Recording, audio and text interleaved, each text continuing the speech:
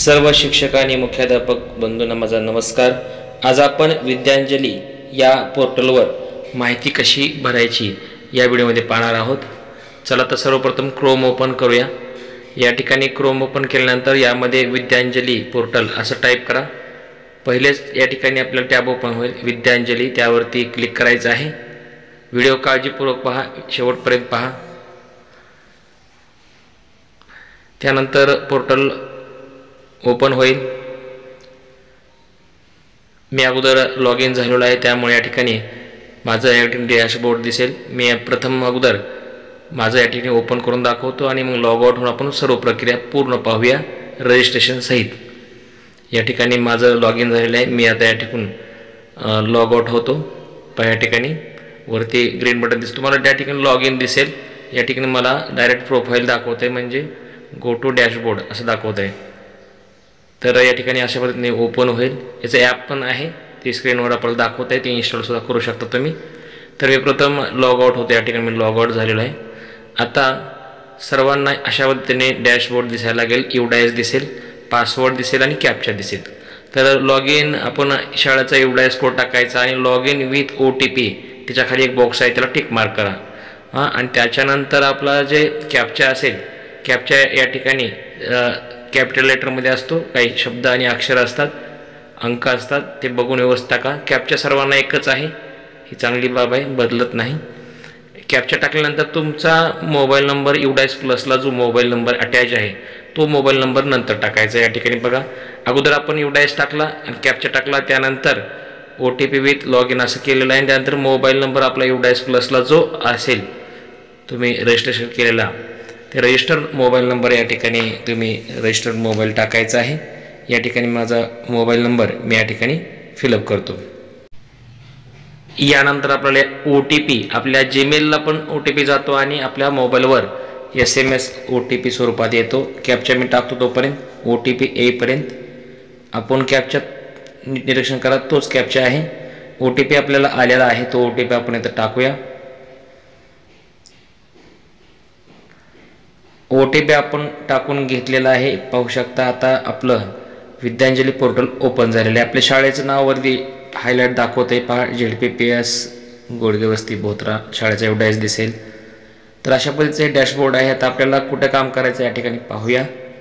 या ठिकाणी वरून 4 नंबर टॅब आहे, प्रोजेक्ट रिक्वायरमेंट। या ठिकाणी आपल्याला साहित्याची मागणी करायची आहे। आपल्या जिल्ह्याला ज्या योजना निवडलेल्या आहेत त्यातली आपल्याला या ठिकाणी प्रोजेक्ट रिक्वायरमेंट करायची आहे। तर हे कशा पद्धतीने करायचं ते आता सर्व सविस्तर पाहणार आहोत। पाहू शकता, प्रोजेक्ट रिक्वायरमेंटवर क्लिक करायचं आहे। त्यानंतर त्या ठिकाणी बघा, कुठल्या प्रकारची रिक्वायरमेंट सध्या नाही, उजव्या कोपऱ्यामध्ये प्लसचं चिन्ह दिसेल बघा, केशरी रंगाचं, त्यावरती आपल्याला क्लिक करायचं आहे, प्लसवर क्लिक करायचं आहे। आता या ठिकाणी आपल्याला दिसत आहे बघा, ॲड प्रोजेक्ट रिक्वायरमेंट। आपल्या जिल्ह्याने ज्या 2 बाबी निवडलेल्या आहेत त्या म्हणजे डिजिटल इन्फ्रास्ट्रक्चर आणि ॲक्टिव्हिटीज स्पोर्ट्स, म्हणजे एक पाहू शकता कोर्स करिक्युलर स्पोर्ट्स याच्याबद्दल। आता या ठिकाणी अशा पद्धतीची डॅशबोर्ड ओपन होईल, ठीक आहे। जे मटेरियल आपल्याला मागणी करायचं आहे त्या ठिकाणी अगोदर शाळेचा पट आपण या ठिकाणी टाकायचा आहे, किती विद्यार्थ्यांसाठी आपल्याला ते लागणार आहे ते टाकणे, रिक्वायरमेंट टाकायची आहे, विद्यार्थ्यांची संख्या टाकायची आहे। त्यानंतर प्रत्येक शब्द, ज्या वस्तूंचे नाव आहे किंवा कुठल्या, आता या अगोदर आपण डिजिटल इन्फ्रास्ट्रक्चर हे पाहणार आहोत, त्याच्यामध्ये तुम्हाला काय काय लागणार आहे त्याबद्दल आपण फिलअप करायचं आहे। लागणारा फक्त आकडा टाकायचा आहे। जर लागत नसेल तर तुम्ही ते बॉक्स सोडून देऊ शकता, कारण ते सर्व भरणं आवश्यक आहे असं नाही। तुम्हाला लागणाऱ्याच वस्तूवर क्लिक करा आणि किती आवश्यक आहे, मी या ठिकाणी अंदाजे काही मी पटानुसार माहिती टाकत आहे। पाहू शकता, विविध प्रकारच्या ज्या वस्तूंची नावं या ठिकाणी दिलेली आहे। तुम्हाला काय काय आवश्यक आहे ते व्यवस्थित वाचा। वाचल्यानंतर त्या ठिकाणी बरोबर क्लिक करायचं आहे। ते परत आपण भरल्यानंतर एडिटसुद्धा करू शकता, कारण आपल्याला 2 ऑप्शन दिलेले आहेत, आपण मी तुम्हाला सांगतो सविस्तर। पाहू शकता या ठिकाणी सेव्ह अँड पब्लिश ही एक टॅब दिलेली आहे शेवटची। तुम्हाला थोडंसं अगोदर संख्या टाकून घेतो आणि तुम्हाला दाखवतो। या ठिकाणी पहा या ठिकाणी सेव्ह अँड ड्राफ्ट आणि सेव्ह अँड पब्लिश. तर सेव्ह अँड पब्लिश केल्यानंतर तिकडे डॅशबोर्डला दिसणार आहे. सेव्ह अँड ड्राफ्ट केल्यानंतर ते दिसणार नाही, फक्त ते सेव्ह राहील. तर मी सेव्ह अँड पब्लिशला क्लिक करतो.